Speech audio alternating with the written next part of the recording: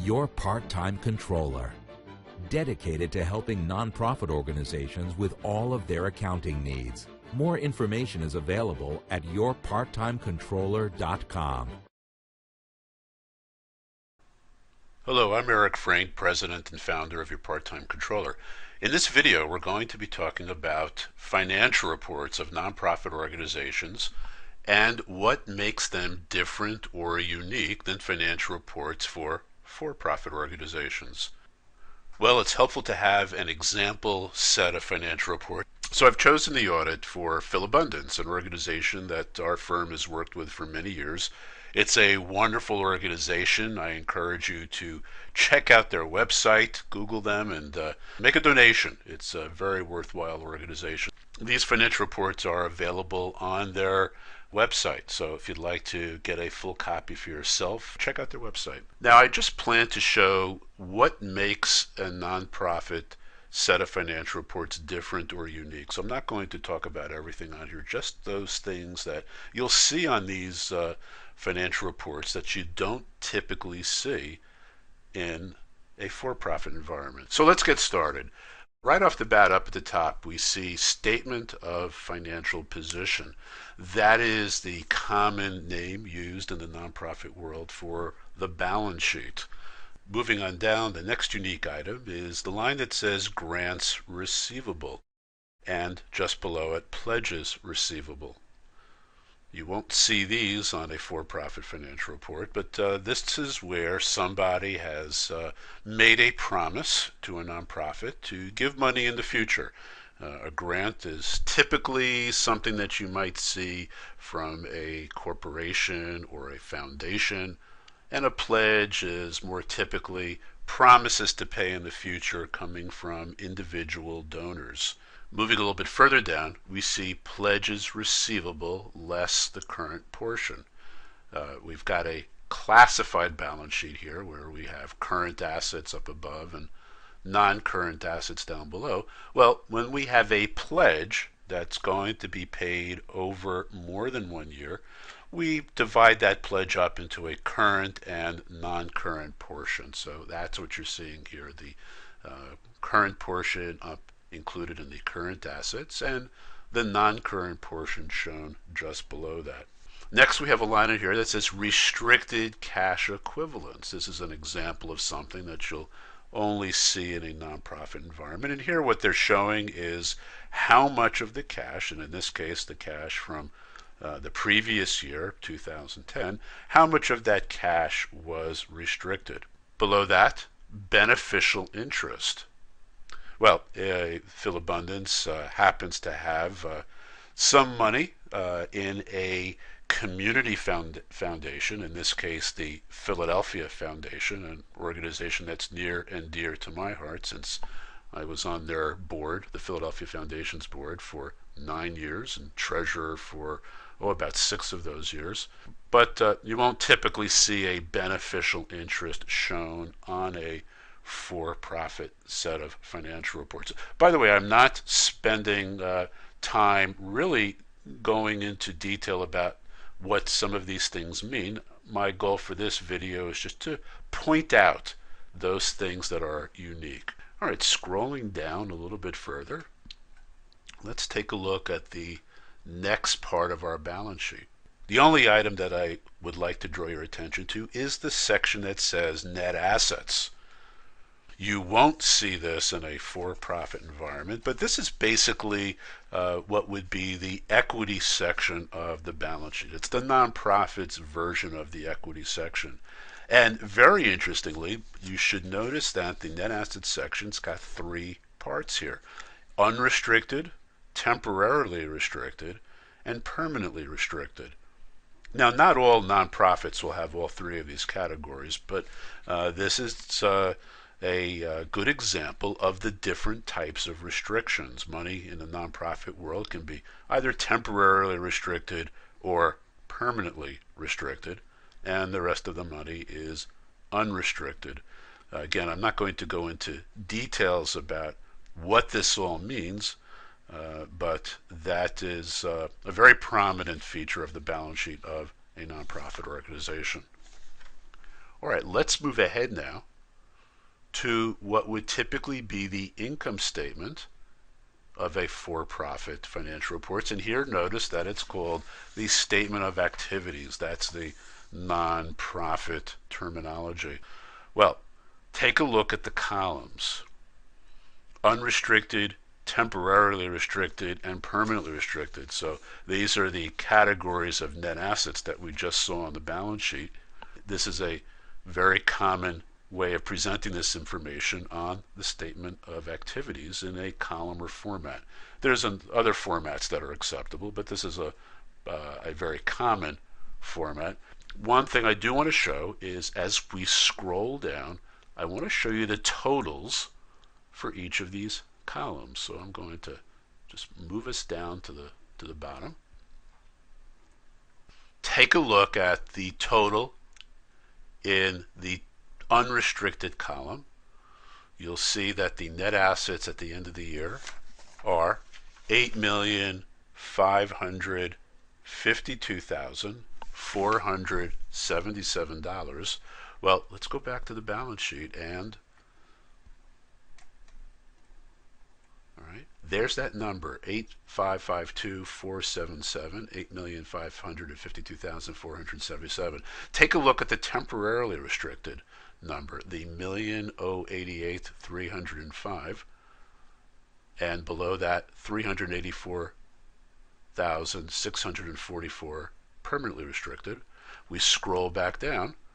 Those are the totals at the bottom of each of our other two columns. So I'm pointing this out so that you can see the relationship of the each of these columns back to our balance sheet.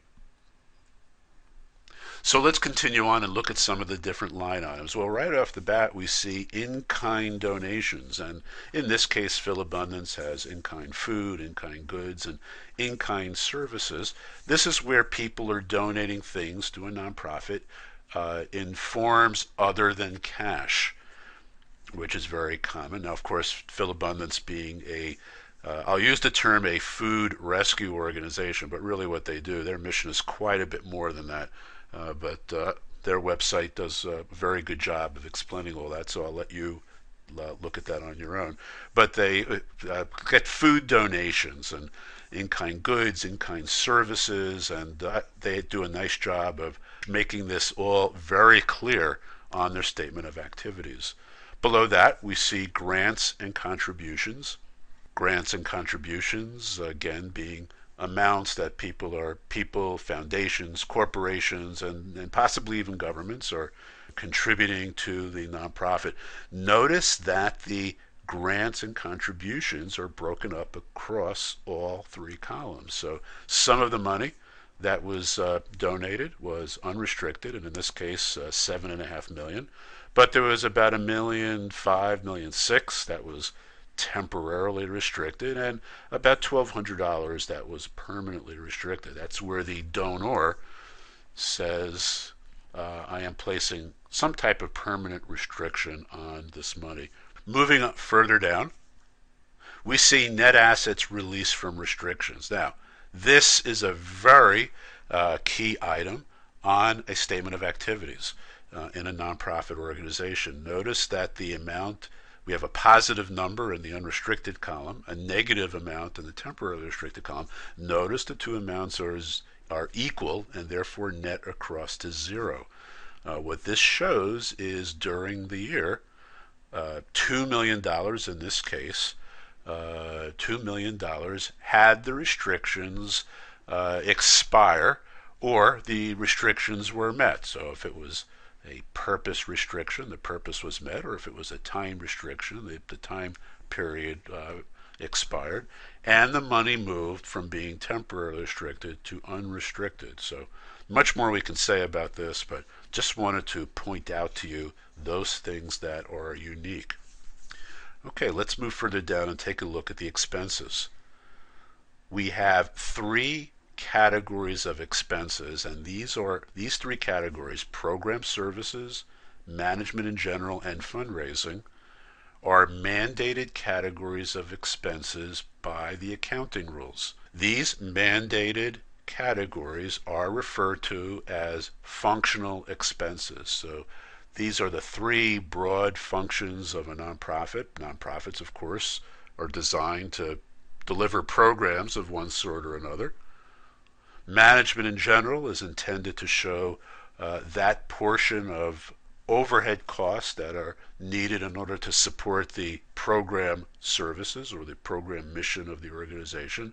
And fundraising costs represent the amount of money spent during the year in order to raise money. Now, Philabundance has this very interesting section called non-operating activities. This is not a common way of portraying data, but I believe that it is a very good way of portraying information. It gives additional information to the reader about the non-operating activities of the organization. And in this video, I don't intend to say much more about this, but you can take a look at the line items there for yourself, and it gives very good additional information about what's going on at the organization during the year. All right, the last section on the statement of activities shows the change in net assets. So this is equivalent to the net income line on a for-profit financial report. And we can see the change in net assets for each of our three types of restrictions: unrestricted, temporarily restricted, permanently restricted. We show the net assets then at the beginning of the year and the net assets at the end of the year. And we've already looked at how these net assets tie out or agree to our balance sheet, our statement of financial position. Moving ahead, we come to something called the statement of functional expenses. Let me get that all here in the screen. Hopefully I've got that all on the screen now. Statement of functional expenses. And remember, previously we saw in the statement of activities program services, management in general, and fundraising. Well, now we have all of the detail. So moving back up, we saw that program services were $34.2 million, management in general $1.5 million, fundraising $2 million.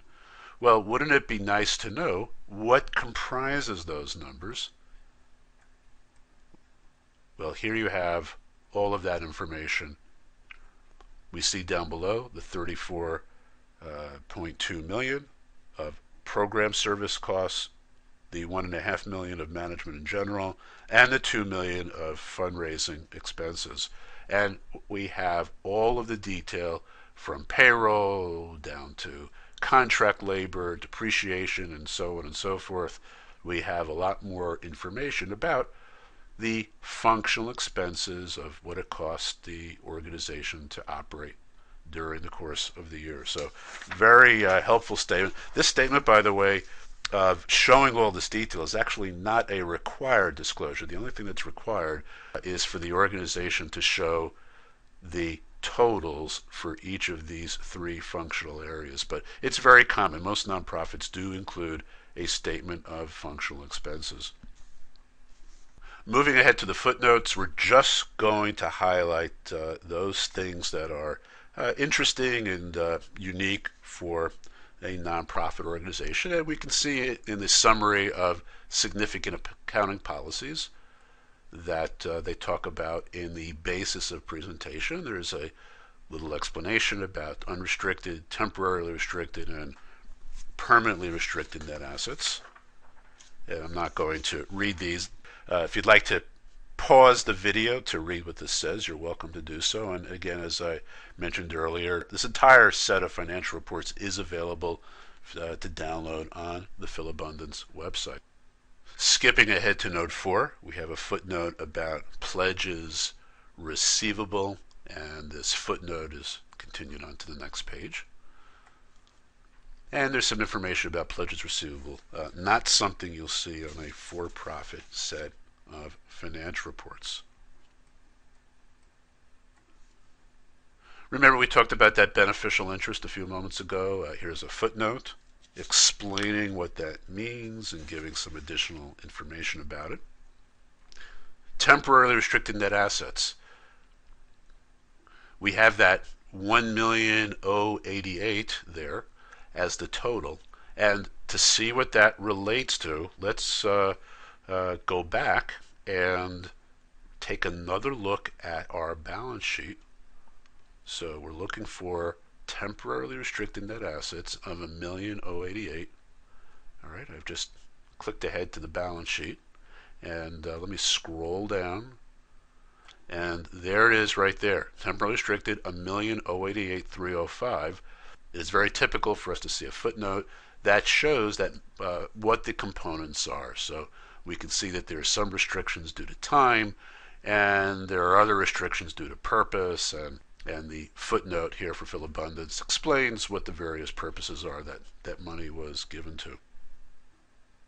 Well, just below that in this case happens to be a footnote for the endowment. Won't typically see an endowment on a for-profit set of financial reports, but endowments are very common in the nonprofit world, and this is where a donor might want to give money and might want to permanently restrict might want to permanently restrict what happens to the principal, with the intention that the income will be used to support the organization. So there I have a footnote that has some additional explanation about all of that. That footnote in this case happens to continue on to the next page. All right, well, those were some of the features that make a set of financial reports for a nonprofit organization different or unique than financial reports in the for-profit world. Hope this was helpful. Thank you very much.